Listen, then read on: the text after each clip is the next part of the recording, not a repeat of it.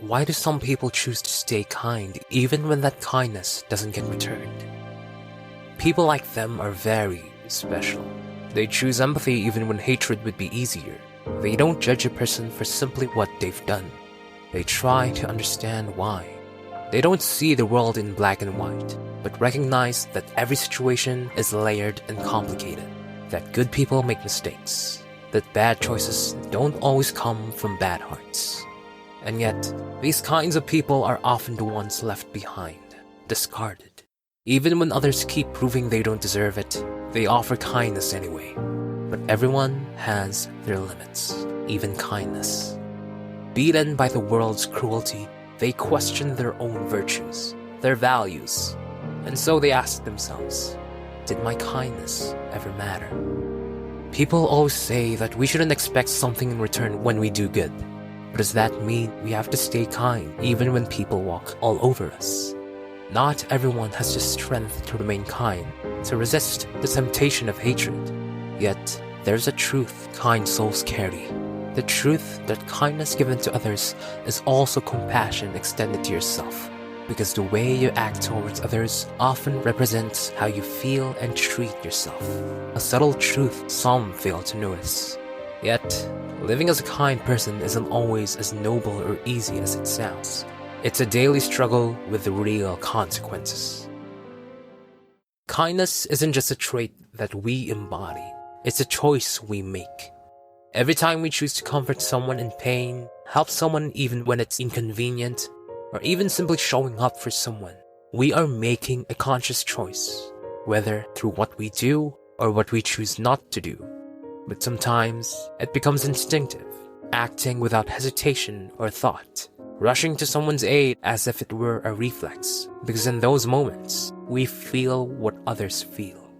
Their suffering, their hidden struggles, begging for someone to notice. And maybe that's why some of us stay kind, even if it's sometimes irrational, because anyone could be secretly struggling. But do you know what hurts the most about this? It's when we're wrong about a person.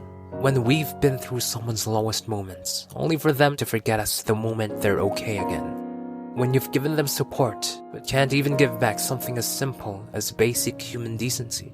When the people you've shown compassion to simply keeps you in their life as a tool to get favors. It hurts like no other. It's not something to be tolerated, because the act of kindness doesn't stem from trying to please other people. It's also recognizing when enough is enough. So we turn our backs on them, step away from their lives, and then we can't. Somewhere deep within, there's a nagging voice that whispers, things aren't as simple as that.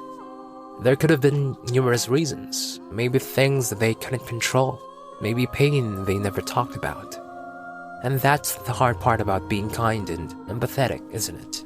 When we've been exposed to people's hardships and complex emotional situations, we start to understand that situations are built upon layers and layers of unseen wounds, misunderstood intentions, and circumstances we may never fully grasp. We can't paint them in black and white, because life rarely is. And it's not something we can turn off. Once you know, you can't unknow. The same people who might have hurt you may be in pain too. And as long as that possibility exists, we can't truly hate someone, can't we? So against our better judgment, we choose to understand at the cost of ourselves. Piece by piece, we start to toil away, yet we convince ourselves that this is for the greater good, that we should be the change we want to see in other people. We don't notice that we're slowly being driven mad, looking at every angle, every possible reason, every excuse you can use just to not label a person bad and why they deserve your kindness.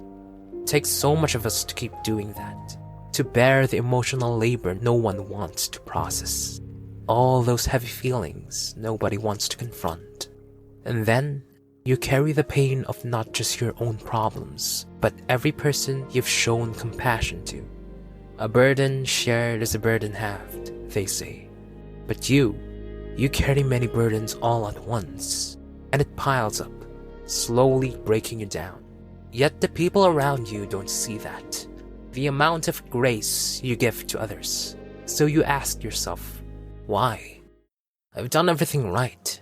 Why does everything keep going wrong? This isn't about demanding what you deserve for doing good, or some sort of twisted entitlement, but the truth is, some people really do exploit others' kindness. The harsher truth, not everyone has the capacity to reciprocate or appreciate kindness. Someone who hasn't faced similar hardships may take it for granted. So, if your kindness doesn't change anything, why be kind at all?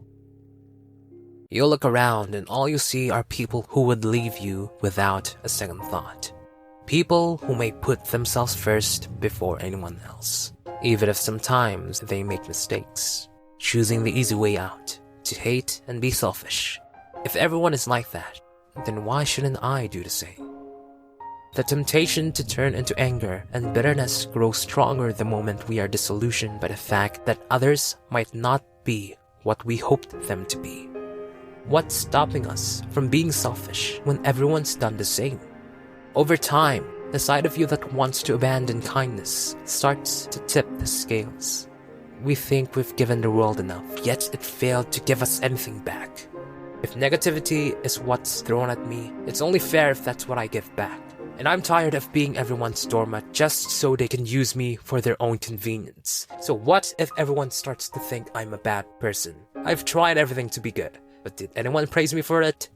No, nothing changed. They all took it as an opportunity. Staying kind in this world, it's not worth it. That's what someone might say when they've lost hope. But then, another voice whispers, is that what you really think? Would you let a few people decide who you should be? Would you lose yourself in the midst of others' wrongdoings? That's right. That part of you, even if you may not realize it, knows that the kindness you've shown isn't just about being kind for the sake of it. Empathizing with others' pain, lending a helping hand, and being patient with everyone's flaws. These are a big part of it, but something deeper holds it all together. It's not just about being good to others. It's also about who you are when no one else is watching. How you treat yourself often reflects how you feel about yourself. If you treat people without respect and decency, what would that say about you? It's the same with kindness. Practicing compassion means you don't attach yourself to feelings of bitterness and hatred. Those negative feelings don't swirl inside you. Instead, you associate yourself with positive emotions. But no one's perfect. We all feel resentment and other negative emotions. But what matters is that we don't let it consume us and change who we are, even if we feel too deeply. And if ever you feel like the kindness you give doesn't matter to anyone, then give it to someone who it matters to, yourself. Give yourself grace, empathy, and patience without losing and extending yourself too much to others. Because sometimes, the kindness act is taking care of yourself before anyone else. Even the kindest flame can burn out if it's always given and never protected. So protect your fire, not to hide it, but to keep it burning brightly.